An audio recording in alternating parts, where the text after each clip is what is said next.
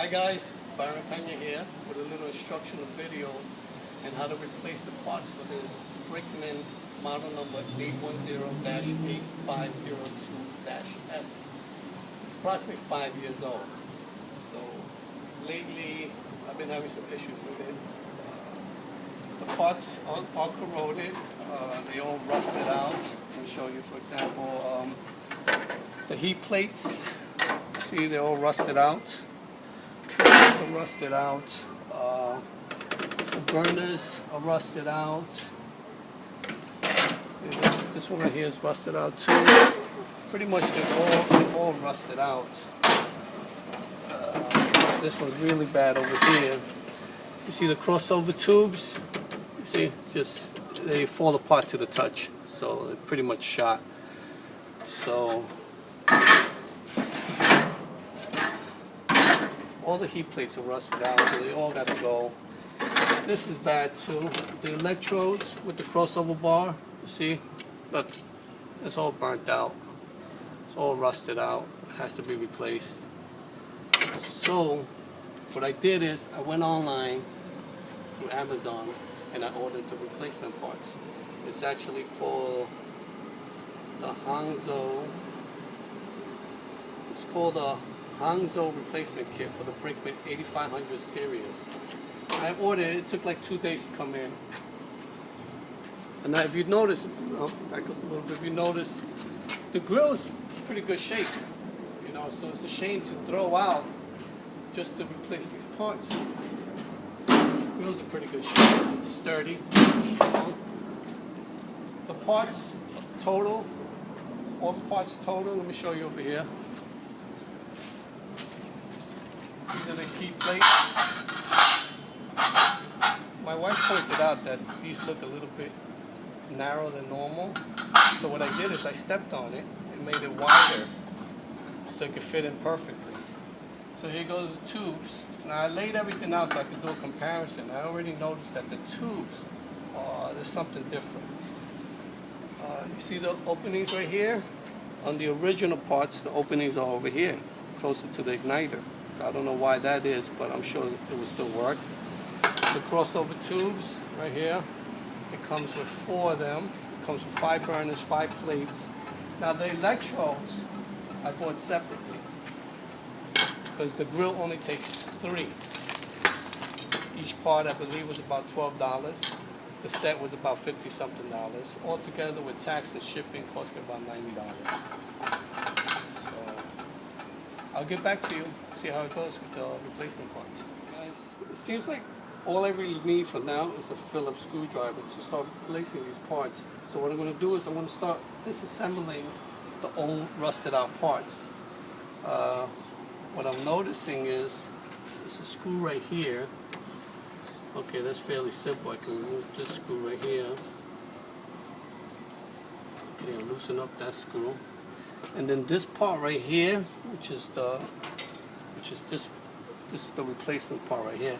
Now what I did notice is that this piece, I'm not sure if it rusted apart or if it goes supposed to be attached to this bracket right here.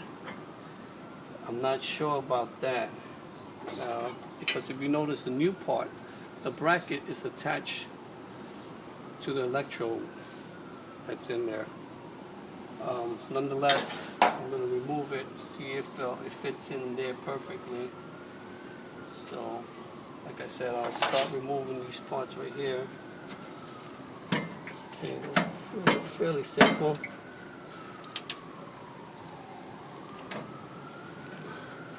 Now with this particular bracket, there's a bolt on the other side, so I'm going to have to get to the other side and pull that bolt so I can unscrew this.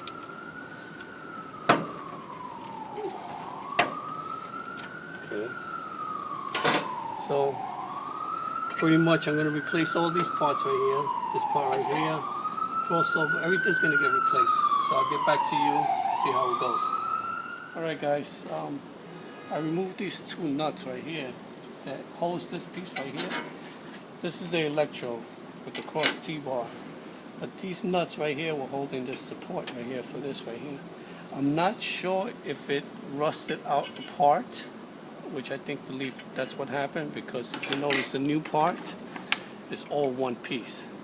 So I'm pretty sure that this rusted out in part, which left only this bracket there with these two bolts. I removed the two bolts by holding the bolt on the inside and unscrewing it on the other side.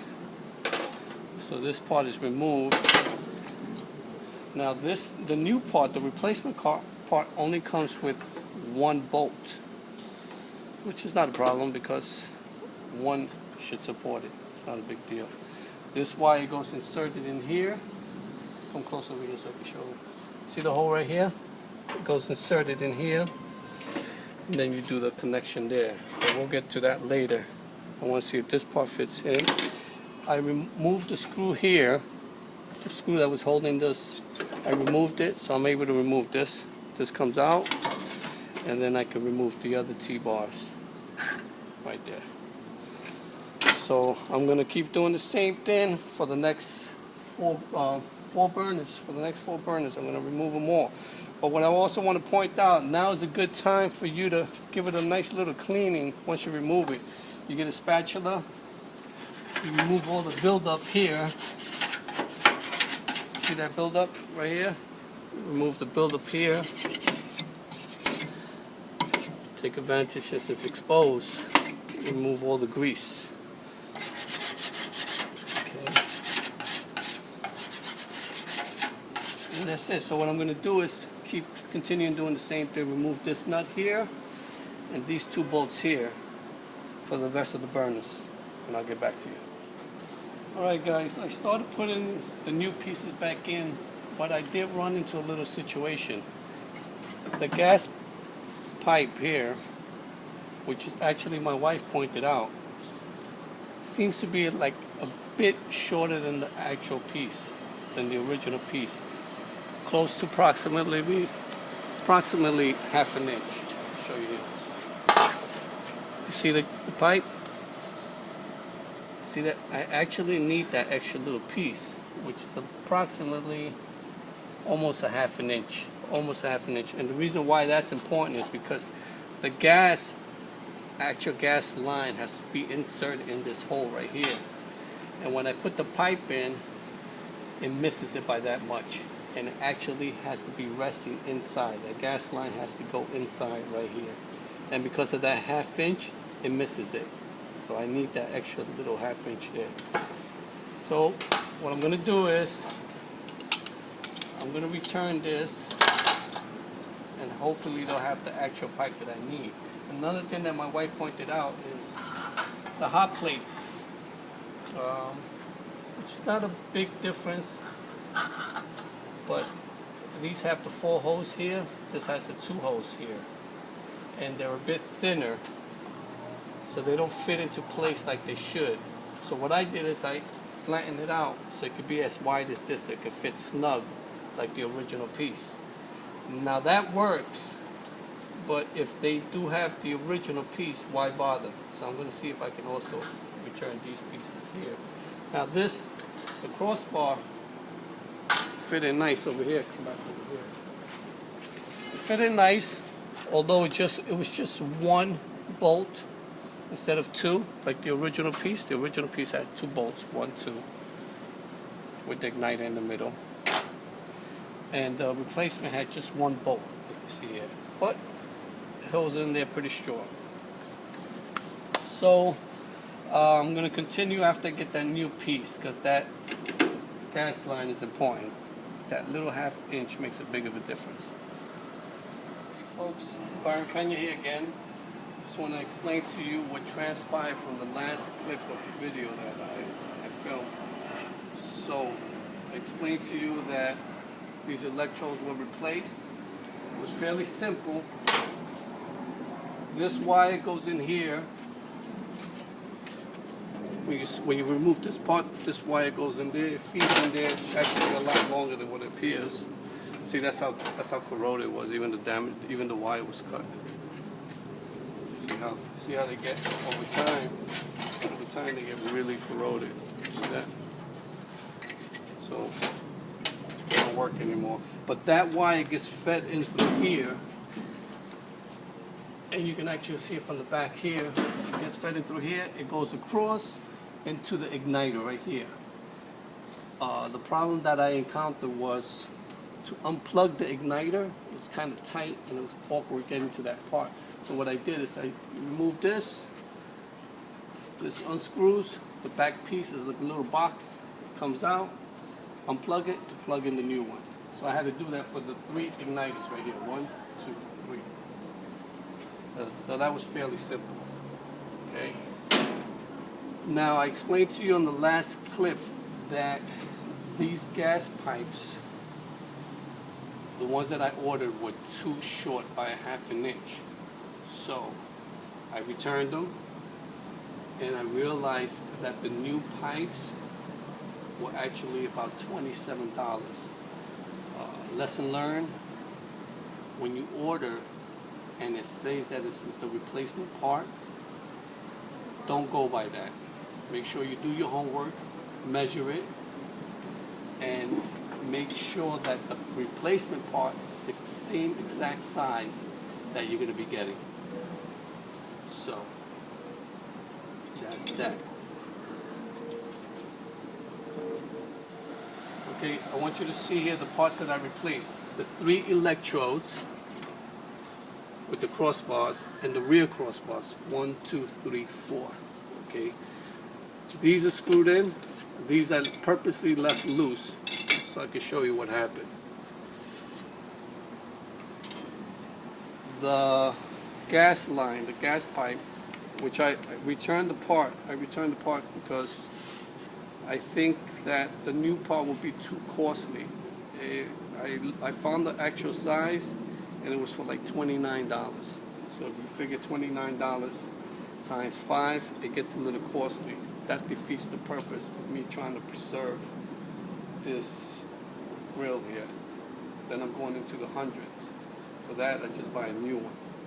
But after giving this gas pipe here an inspection, it's pretty solid. The only thing that it's not rusted out, it's still solid. So the only thing that you have to concern yourself about are these gas holes right here. So what you do is give it a little brush. You don't want them to be clogged up, because sometimes they might get clogged up with rust.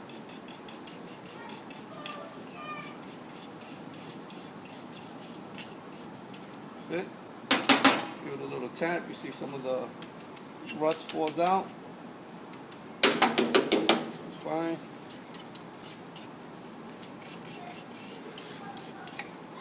So these little holes right here, when the gas ignites, it's what gives you your flame.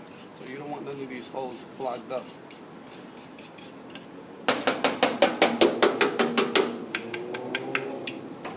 Okay. So, like I said before, since it's a part, you take advantage and clean out parts that you really can't get to. So that goes inserted back in here. There's a gas line sticking out that the gas travels through these pipes. It goes in there, and it sits right there. Another problem that I encountered that I didn't want to bore you with while I was filming was these removed fairly simple. These two, the screw and the nut was so corroded that I couldn't take it out. So what I did is I just drilled it out. Got me a metal drill bit, and I drilled it out. So that's that. I want to see how it lights up, so you can get before I put all the parts back, you get an idea.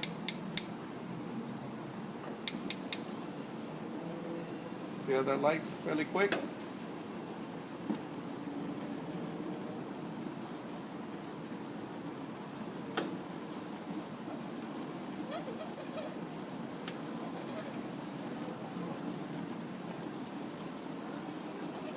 So that eliminates the use of this.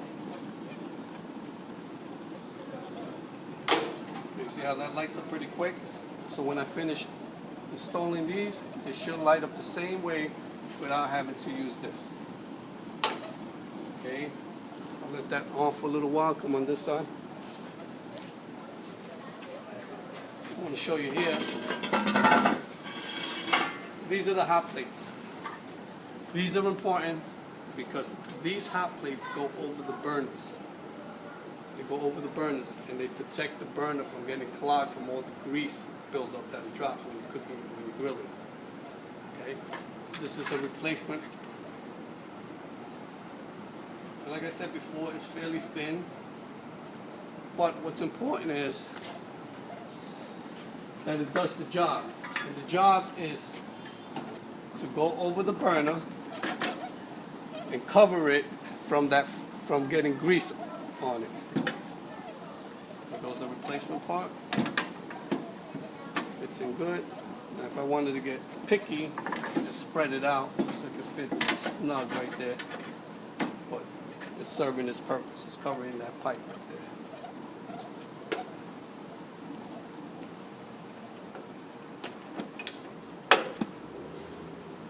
See how that gets hot pretty quick, huh? Look at that. It lights up just like that. And I can't even remember the last time I changed the battery for the igniter.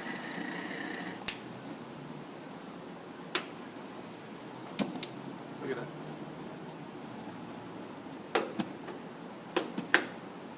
Looks like a charm.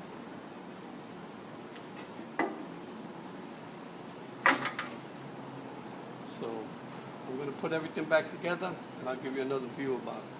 Here you go, folks. I purposely left these two loose so I could show you. All I really used was this Phillips screwdriver and this to hold the nut at the bottom.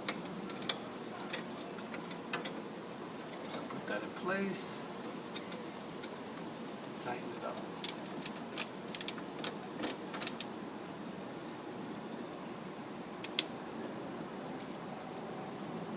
Okay, that one's tight. On to the next one.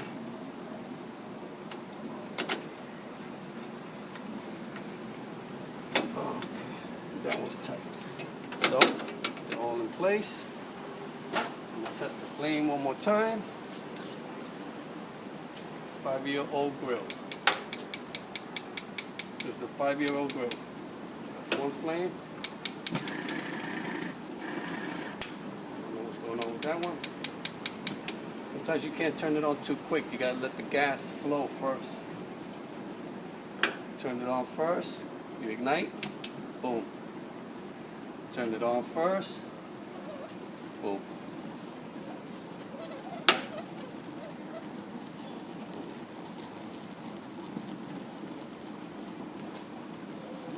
See all the flames are working? I don't have to use this no more. So I'm going to turn it off. Put the covers on. Using the covers that protect the burners. Let me get these over here. Let me show you this over here. Just so you can see. See the difference? It's all rusted out. These are the new ones. Put the new ones in. The new ones go over the burners. Go over the burners. This one over here. And this one of the old ones. And then this covers, these are the grills right here, the grill covers.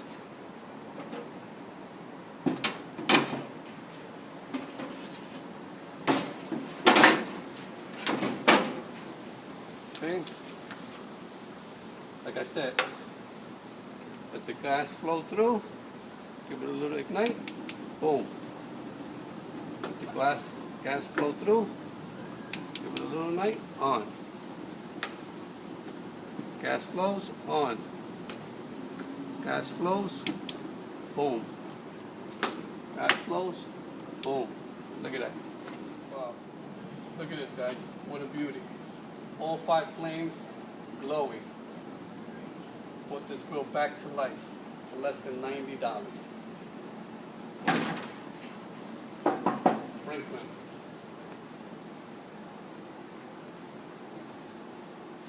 Less than $90, guys, I brought this back to life. Instead of spending another $400 or $500 for another grill, I brought it back to life. So what I'm going to do is I'm going to let this heat up so you get about 400 degrees, and we'll throw some steaks on there. So while that heats up, I'll continue my food game over here. And maybe next video, show you how to do some pool shots. Have a good night, folks.